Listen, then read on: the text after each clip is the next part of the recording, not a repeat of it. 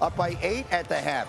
Anthony Edwards, quiet night. We're going to get into it. This is the only three he would make on the night. That one about midway through the fourth. Timberwolves within 6. Then it's Dante DiVincenzo. He had 21. Here come the Timberwolves. They're down by just 3. But every time, Marcus, there was a question, SGA had an answer. Man, SGA started from the beginning. This is why you come out aggressive. So now in the fourth quarter, you have your rhythm. You can get to your shots. And he delivered, man. SGA started this game fast. 40 points for SGA. It's a 5-point lead. Then how does he make this pass? I need to show it to you again. Finding Jalen Williams. Look at this. Down on the ground between the legs. And he didn't walk. He had his pivot foot down. That's a great job. Jalen Williams would score 34, by the way. Here we go. 30 seconds left. Timberwolves down by 5. Edwards no good. Edwards gets it back. Jaden McDaniels in the corner. Yes, it's a 2-point game. 3.5 seconds left. Timberwolves down by 3. Edwards at the line. He would make the first. He needs to miss the second on purpose. Again, 3.5 seconds left. Where are we going to go? We got to fight for the ball. We're going to throw it away, but hold everything. A fan's going to catch it. And look at the time on the clock. When the fan catches the ball, there is still time remaining. So the T-Wolves have a last opportunity, but that doesn't go anywhere. Julius Randle throws it up. The Thunder come away with it, and OKC hangs on for the critical Game 4 win, 128-126. And as I opened the show with these words, it was a tale of two stars. SGA, 40 points, a near triple-double, led or co-led both teams in points and rebounds and assists, while the Ant-Man had just 16, his second fewest in a game this postseason, his fewest in a loss. Here he was after the game. I don't look at it like I struggled or he struggled. They had a good game plan, making us get off the ball. Especially for me, man, it was super in the gaps. I made the right play all night, so I don't really look at it like I struggled. I didn't get enough shots to say I struggled, so that might be how you guys look at it. But yeah, I didn't struggle at all. I made the right play.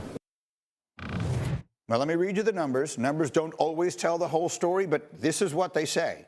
Anthony Edwards last night with his team at home and the season to some degree on the line. He took 13 shots, 5 of 13, 1 of 7 from 3, 6 assists, 5 turnovers, a total of 16 points. So there is going to be criticism today. I will get Windy in a moment, but let me say, Markeith, is the criticism of Ant Edwards today legitimate? I think so. Well, I know so. Coming out the way he came out in the first half in the Western Conference Finals game, a must-win game, that's unacceptable. 2 shots in the first half. One came with 34 seconds left in the first quarter. The second shot, the second made basket didn't come until 10 minutes left in the third quarter. That's unacceptable, especially when you look at how SGA came out. Exactly, and to piggyback off that, it's a rhythm thing, Greeny. Like, it's a rhythm thing. It's not always about misses or makes. It's a rhythm thing. It's getting them up, filling the ball, seeing what spots you can get to. Even if you got the raise over 2 guys, you should do that. So in the fourth quarter, going into the second half, you have that rhythm, you have that balance on the floor. It's well put. So, Windman, you were there in the building. You know what the headlines are going to be today. Ant-Man, a no-show with his team's season on the line, or for the most part, it certainly felt that way. What did you see? I don't think that's a fair way to look at this game. The Wolves scored 126 points. They shot 51% as a team. They shot 43% on three-pointers. Offensively, they were terrific. It was absolutely a winning performance offensively. Ant was doing what the Wolves had educated him to do. When he gets into a double team, they want him to move the ball. He was double teamed on 100% of his drives. Every time he took the ball in, they doubled him. The ball moved. The reason the Wolves lost the game was they turned the ball over 22 times. And if you want to say that he had 5 of them, and by the way, Julius Randle had 5, and say that he struggled with that, absolutely. 22 turnovers, 19 offensive rebounds. At one point in this game, Greeny, the Thunder had 23 more shots. Now, I know that that's not the exciting stat, that it's easier to point to Ant's 16 points. I'm going to point out in the last round, Jokic had a game where he had 14 shots, but the Nuggets won. Nobody was complaining after that.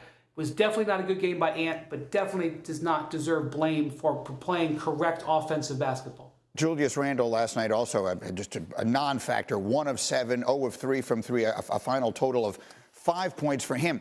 To Windy's point, The bench scoring, they got monster numbers, Minnesota did, off their bench. Dante DiVincenzo had 21. Nickeil Alexander-Walker had 23. They got 64 points off their bench. So the offense wasn't necessarily the problem. I guess the question is now, with the Timberwolves losing this game at home, however much of the blame Ant Edwards is going to take for it, does this thing feel like it is all over but the crying here? Do you see any way Minnesota goes and finds a way to steal a win on the road in Game 5? I don't, because when you look at Game 1 and Game 2, the Thunder controlled both of those games. Going into OKC, excuse me, and winning a Game 5 on the road in the Western Conference Finals is going to be extremely hard, especially with the way that SGA and Jalen played last game. Winning on the road anyway in the Western Conference Finals is extremely hard, and they're up for it. I don't know if they're up for the task. Initially, I had OKC in 5, and I'm sticking with that. It feels like it might be headed that way. And by the way, we might have to start getting used to that. I was going through all of the post-game sound bites and things like that early this morning, and something that SGA said afterwards, I can already see Windy shaking his head because he knows, or nodding his head because he knows where I'm going. SGA said made a really interesting statement about this team, where they are and where they could go. This was SGA on being sort of the senior statesman of the Thunder. We still have so much more room to grow, which is the scary part. Like, I'm 26, which seems old compared to the other two. But yeah, they're 23 and 24. They haven't even hit close to their prime yet. Like, both of them are just out there playing off a feel and their talent. And, like, I'm excited for the future. So let's make sure it's clear what he's saying. He is 26 years old. Jalen Williams and Chet Holmgren are 24 and 23. Last night, the big three combined for 95 points. There was someone, I forget who it was, it was me, who did an essay on TV last week saying that the era of super teams in the NBA is over. The only way that you can create a super team now is to home grow one. Maybe organically, the Thunder might just have that. They are so young. Those three guys are so good. Could we be seeing the beginning of something dynastic here with this OKC team? Greeny, you said an important part in that, homegrown, right? The last dynasty, the last team that was really good, that was controlling the league, the Golden State Warriors. Drafted Steph Curry, drafted Draymond Green, drafted Klay Thompson. Yes. Homegrown, the system fit, right? The thing I see about OKC, that I love, and I talked about this about teams, their system. They have a really good system that benefits all three of their big three, right? Like Chet Holmgren can spread the floor, Jalen Williams can play in his mid-range, SGA is the catalyst, like he's the captain. I'm bought into the system and how these guys are bought into it, and that's what I feel like makes them a budding dynasty. Yeah, Windy, I mean, the question on the screen, are the Thunder a super team in the making? I know they still have to win 5 more games to win this championship, but when you consider the age of these guys, what do you think? The reason people would say that they didn't is because they didn't believe that Jalen Williams was a good enough number 2 and that Chet Holmgren was a good enough number 3. Well, I present you this Western Conference Finals.